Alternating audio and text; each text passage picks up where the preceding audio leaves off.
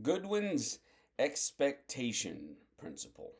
This principle very clearly states that a potential leader tends to rise to the level of expectation of a respected, established leader. Now, there's several parts to that. What it doesn't state is that a potential leader rises to the level of an expectation of an established leader, but tends to rise to the level of expectation of a respected established leader. And this details to some degree why the bigotry of soft expectations as it applies to ethnicity or just low expectations in general of anyone is one of the ways that you can really undermine somebody's potential. People tend to believe in themselves based upon internal motivation, based upon external factors, and one of those external factors tends to be those people that they respect. Now, this may not be you. You may have people beneath you that don't respect you.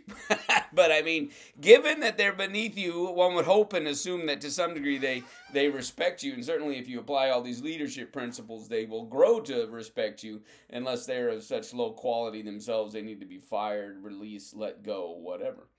Um, the reason for this is very simple, that we are psychological creatures, not just empirical physical creatures.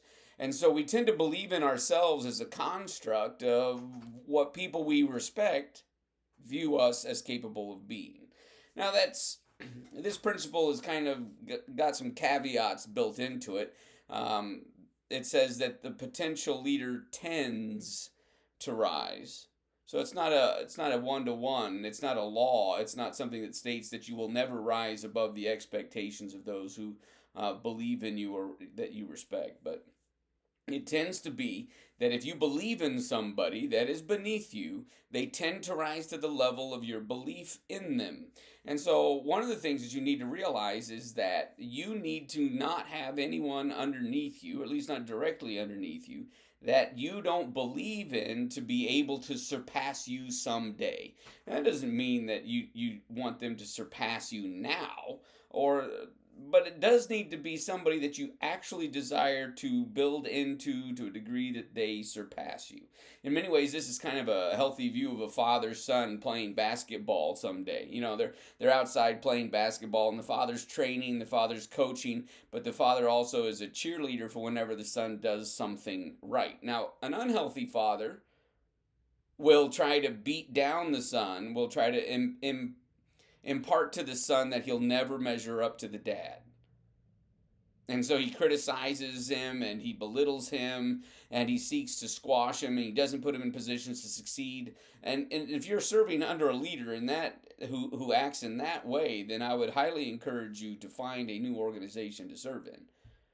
But a healthy father loves his son, believes in his son, imparts to the son belief in himself, or at least belief in his future, so that he is motivated and inspired to work diligently on difficult things so that he can grow and become.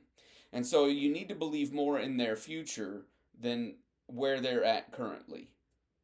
And that will do a couple of things. Number one, it will change the way you act and speak towards that person.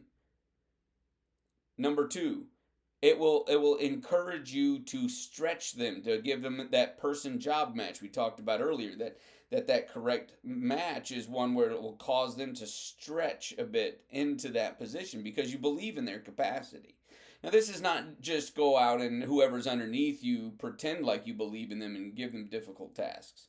But once again, like the father son, because you believe in them and because you love them, you're going to train them.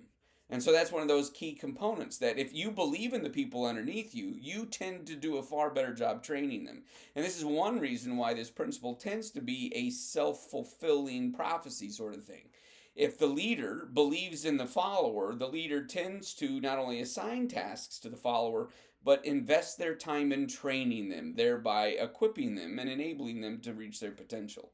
Whereas if you don't believe in their potential, why would you waste your time in encouraging and in training?